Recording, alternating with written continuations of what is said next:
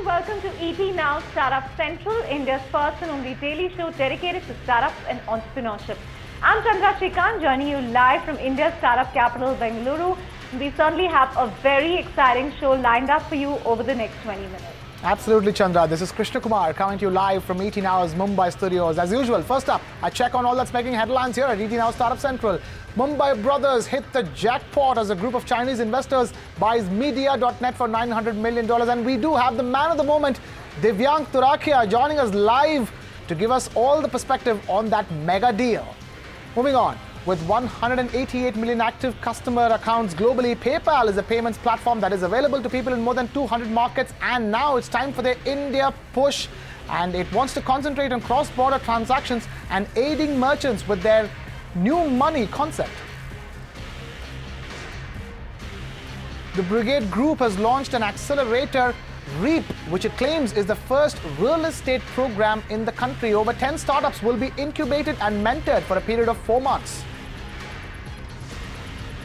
And Kerala's nascent startup industry got a big boost after US-based Full Contact announced the acquisition of Profoundis, incubated at the Startup Village in 2012 and emerged as a successful firm providing technology-enabled human-verified data research platform.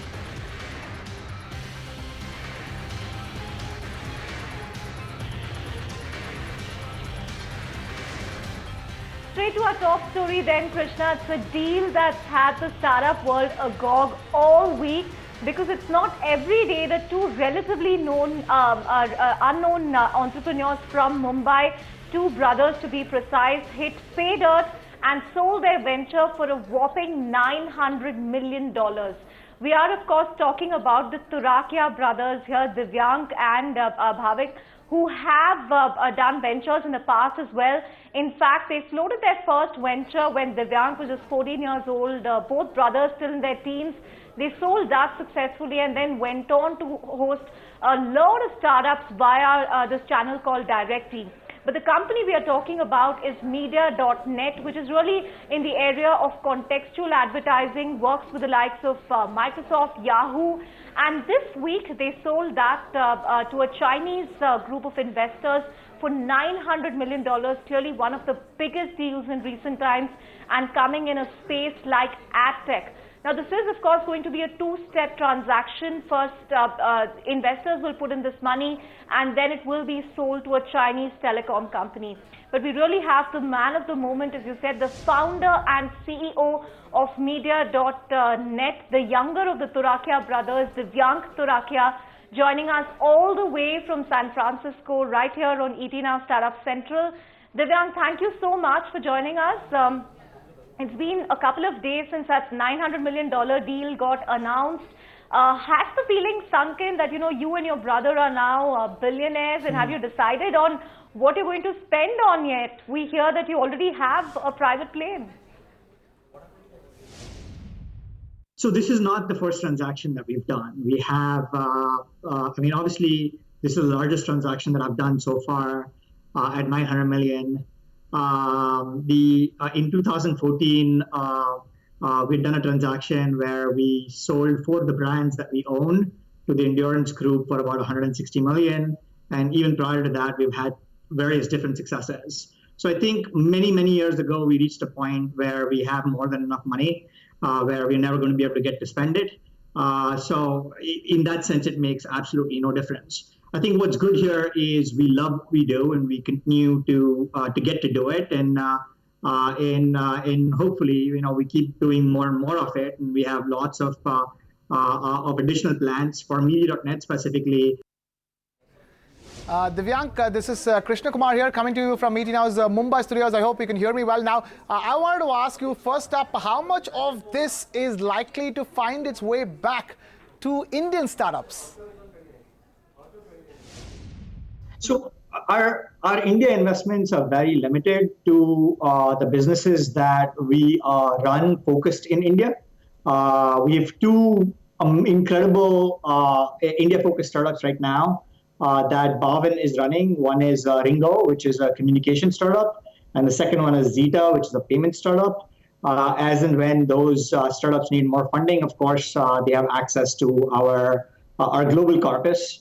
Most of the funds that we manage or that I manage are all globally allocated across a diversified set of portfolios.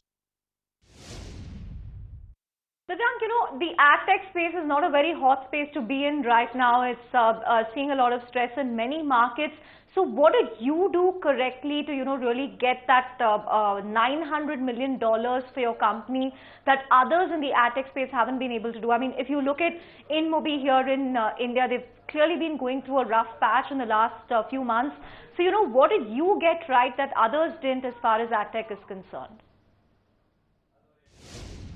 So firstly, ad tech is massive, right? Ad tech is a massive, massive industry. Depending on whatever report you read, it's somewhere between 160 to $200 billion this year, and growing. And it's growing in many different markets. As you know, about 90% of our revenue comes from the US, about 5% from Canada and UK, and 5% the rest of the world. China, and that's the reason that and that was a strong consideration of one of the reasons that we picked this particular partner in China, and we had high interest in Media.net. Unlike many of the other ad tech companies, we had 7 bidders in our final round from US, Europe, and China. And it's all about how you build that business, the kind of portfolio of products that we built in Media.net, the technology that we've been able to create, the growth that we've been able to create, the scale, the consistency, the quality of customers. Our customers are some of the largest known brands. That basically validates our tech. Divyank, as we're celebrating this big deal, lots of questions around why the deal has been structured in this two-step fashion. First, one tranche of investment from a clutch of investors, and then a reverse merger into Miteno. Can you give us some clarity here on 18 Hours Startup Central? The reason is very simple. If you are public in China, and which Mitano is, and which is the company that wants to do the transaction, and they have access to the funds, and they already know how to complete the transaction. But there are various regulatory approvals that need to be gotten before they can close it. This was a competitive bidding process. We had 7 parties in our final round. If they waited to get all the approvals, then there was no way that they would close in time, and they would be dropped out of the process. And hence, the only process that they could use was they created a consortium. The consortium buys Media.net. And that part of the transaction is fully closed. And then as and when the public entity completes to get all the regulatory approvals that they need to get in order to close it, they would buy that in turn from the consortium. Divyank, also some concerns about the Chinese firm that you're going with, Miteno. It's relatively an obscure telecom firm, and its shares have been suspended from trading. Any reason why you still decided to go with this particular company, and were there offers from others as well? It's called HALT in China. So this is how. So if you are a Chinese publicly listed company and you're going to do a major transaction that is large, then you have to pause trading.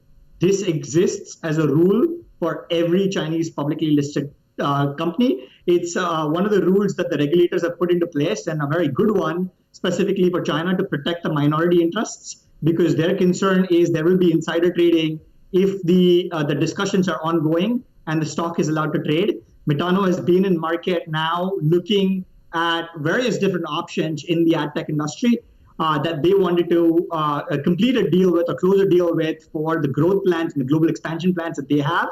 And hence they had to halt trading. That was the only way to do this. Divyank, on this momentous occasion, if you look back through all your ventures, you chose to do it through the bootstrapping way without raising money externally. Tell us what lessons does this have for startups in India who are currently struggling to raise funds?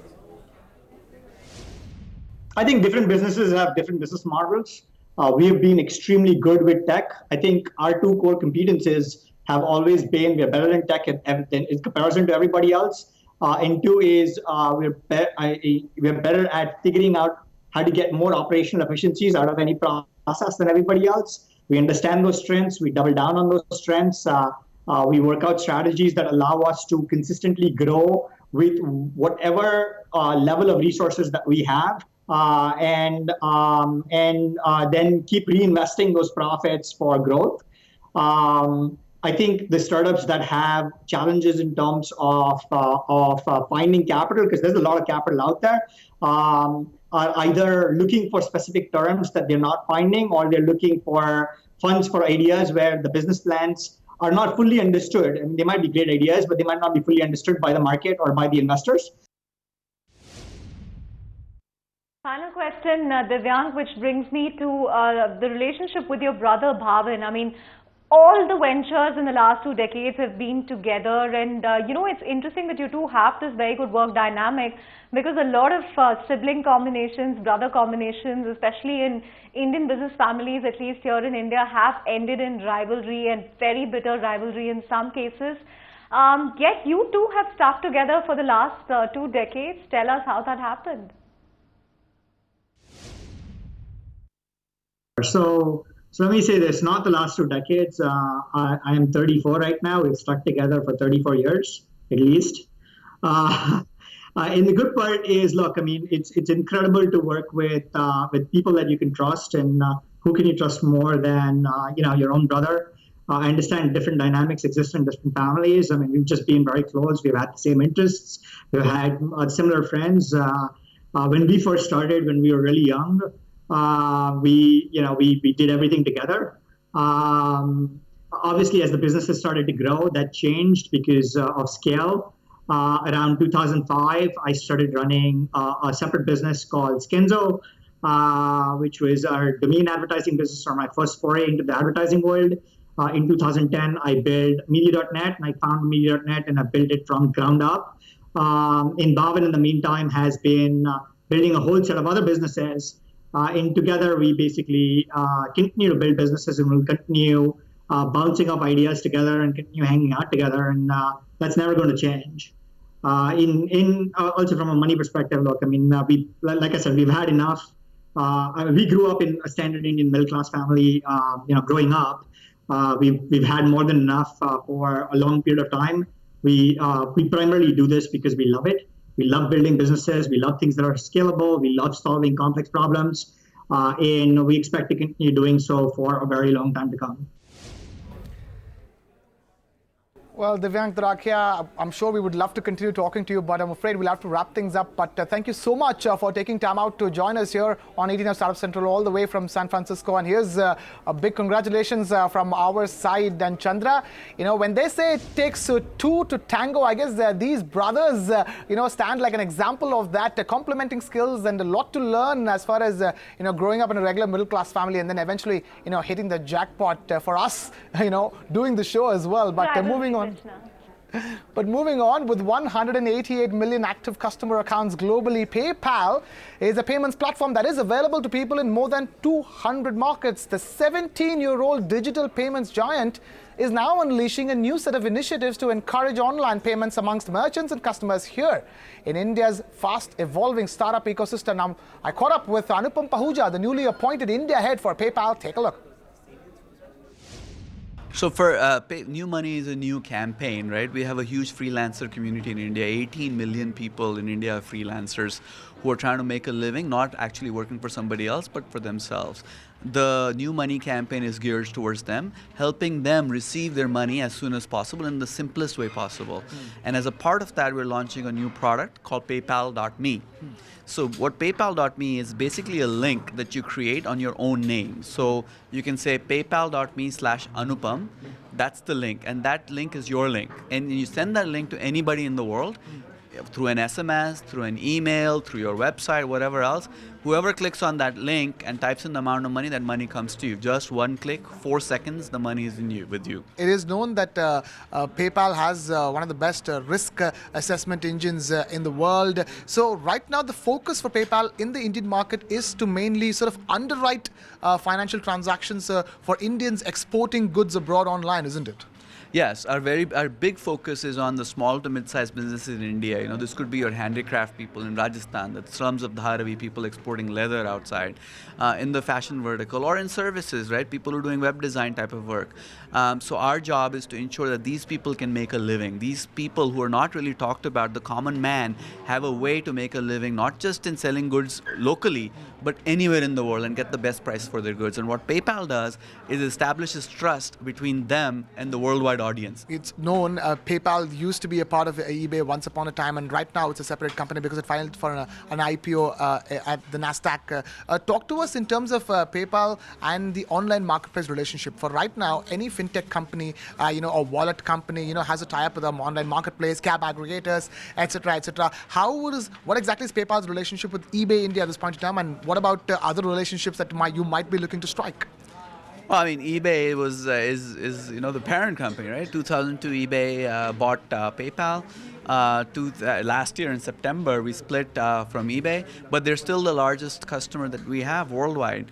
And we have a great relationship with eBay. So if you, as in India, want to buy anything on eBay from, let's say, America or in any other country, the only way to pay there would be through PayPal. So PayPal is the original digital payments company in the world. We got started about 18 years ago. We have we're in 200 countries around the world. We process $300 billion of payments typically in a year. And we have about 190 million consumers around the world and over 11 million merchants. So by any means, a pretty large digital payments company. And that's our sole focus. That's all we do. All right. Then talk to us about PayPal India. It's not clear as to what exactly are PayPal's plans as far as getting a larger slice of the exciting Indian fintech space itself is concerned. India market opportunity is huge for us. We are in India for the last several years, and our focus in India has been pretty much around the Make in India campaign, is to take real sellers from the slums, let's say, of Dharavi, or the jewelry makers or the artisans in Jaipur, and take their goods and wares and make them available to all of our 188 million customers around the world. You heard out PayPal there, but moving on from that, if you are a startup in the real estate space, looking for some mentorship, then an accelerator just opened up in Bangalore for you. We are talking about real estate firm Brigade, which launched an accelerator for real estate focused startups, and they are planning to mentor 10 such startups over the next 4 months. Now, Rahul caught up with Nirupa Shankar, who's the director of that accelerator, to really find out the criteria, for startups to really make the cut and what they will have to really give in return. Let's listen in. We've always done pioneering initiatives within the real estate space. Today, it's important to sort of understand what's happening in the technology space and in the startup space, because business is changing so quickly. If you don't keep pace with what's happening, it's very easy to be left out. So Brigade believes in being ahead of the game. And the accelerator is mainly for startups with a technology focus that can be applied to real estate. So it's not only real estate startups. So I don't want to, it's not only for aggregators, but it's for startups with a strong startup on funding. From a technology perspective, we are tying up with many top MNC tech companies that can help on the technology front. But from the actual business domain front, and Brigade has been doing this for 30 years, so I think that's where our strength is. So to provide that domain knowledge. Take us through how have you designed it, also in terms of mentorship and investments, and also while you're mentoring them, you put them across to investors. Will Brigade really look at a possibility of investing in these startups and picking up an equity stake? Yeah. The program is set to be about 4 months. We're expecting to take about 8 to 10 startups, but that is to say we may take 6, may take 12 based on the quality of startups that come in.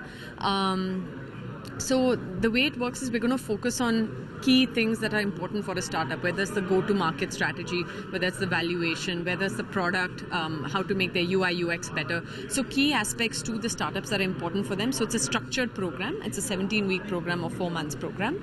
And we'll have 2 mentors. The biggest differentiators, we have 2 mentors in residence. So we have a chief mentor, John Kuruvilla, and a CTO in residence. So they'll be able to guide the startup on a daily basis.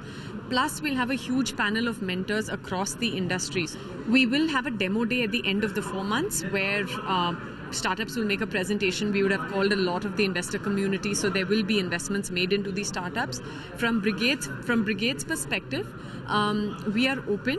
We might invest in some startups, we might invest in 0, we might invest in all 10, based on how we think those startups can add value to our business, right? And there will be a small equity that the accelerator takes. What that percentage is varies on the stage of the startup and what traction they've received. So we will be keeping it completely transparent, and we hope to make it public as well. Tell us in terms of any particular sectors that you would want to focus down. I believe there are 4-5 sectors that you would be focusing on. Yeah.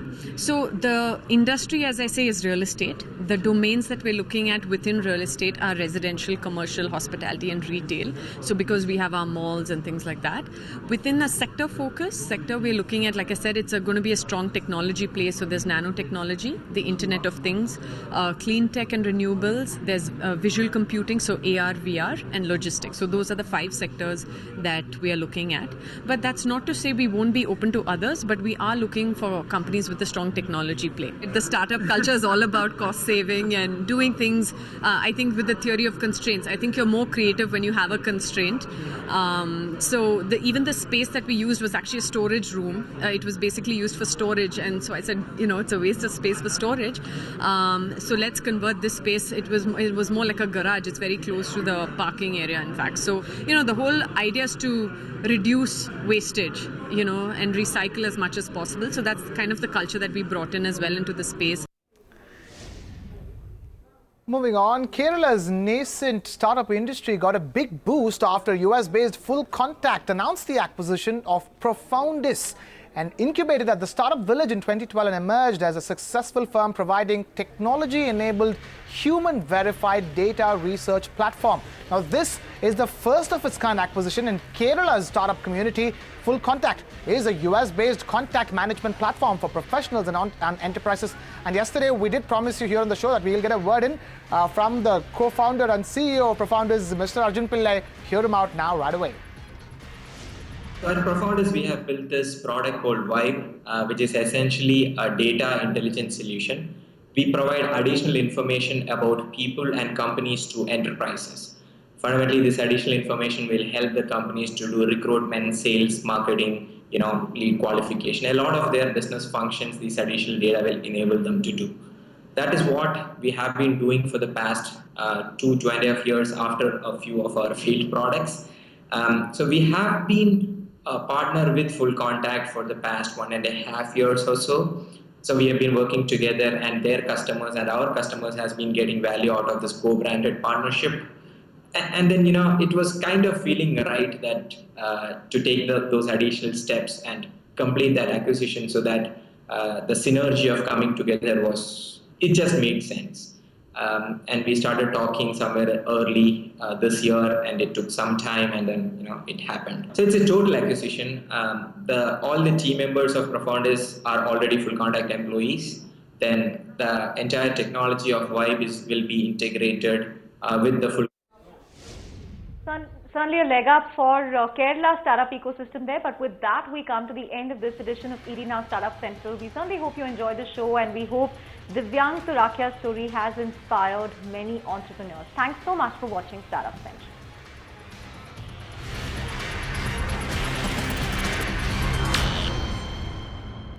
Find us on Facebook at facebook.com/ETNow, and don't forget to click the like button. You can also follow us on Twitter at ETNowLive. To stay updated with all our programming, hit the subscribe button on our YouTube channel by logging on to youtube.com/user/ETNow.